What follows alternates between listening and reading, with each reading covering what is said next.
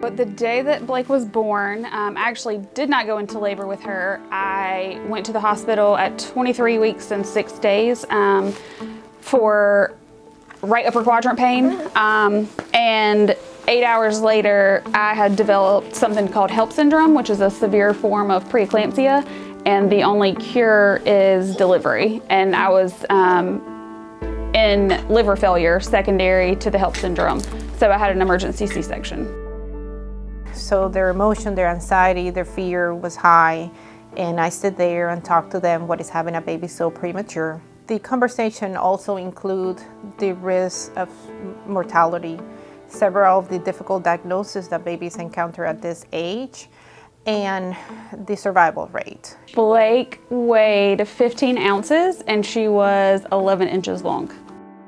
Having a breathing tube, having a medication that helped those lungs expand.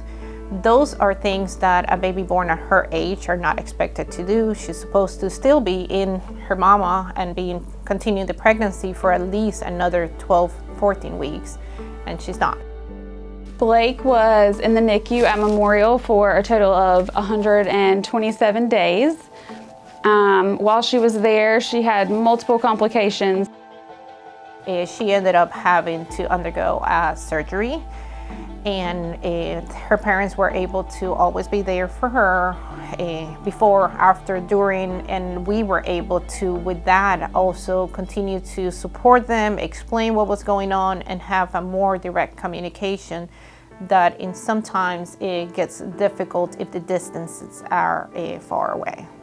She also had 3 eye surgeries, and she had multiple central lines, wasn't able to eat for 3 months. So she had nutrition being solely received through her IV. She had a feeding tube in her stomach. The Ronald McDonald, I don't even think the word important is enough to justify how amazing the Ronald McDonald House was for us. I'd heard of the Ronald McDonald House before, but when I was in the hospital for a couple of weeks after delivering Blake, and so for a couple of weeks I was right down the hall from her in the NICU. Well, when it came time for me to be discharged, I was kind of just in a panic. I just did not want to be far away from her. The Ronald McDonald House gave me and her something that I could never repay them for, is with the other moms. They were able to make that connection of being able to talk to each other about what was going through each other's minds. And with that, they just were able to make that connection. And we're very good friends with them to this day, yeah. And we'll never lose that.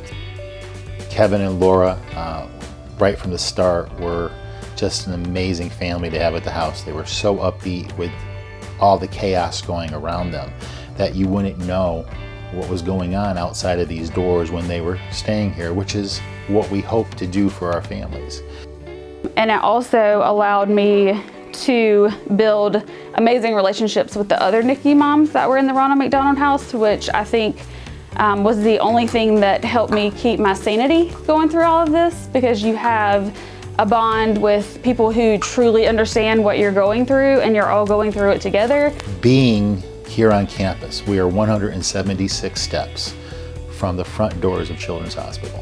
For a family going through the most critical times in their lives, those 176 steps are just a short journey to be back and forth for their child at a moment's notice. The Ronald McDonald House just solved everything. Baby Blake is doing fantastic. She's actually right on par with all other babies. She is very resilient and adapts super well to all the challenges that are thrown at her. Even the NICU nurses that took care of her, we've actually had them take care of her. You know, they wanted to see her afterwards. And they all say how much of a happy baby she was. Even during the surgeries or after, she would still give us smiles, letting us know that everything's okay. You know, we would not be here today if it wasn't for the Ronald McDonald House. And it wouldn't be for people's kindness for donating at the Ronald McDonald House.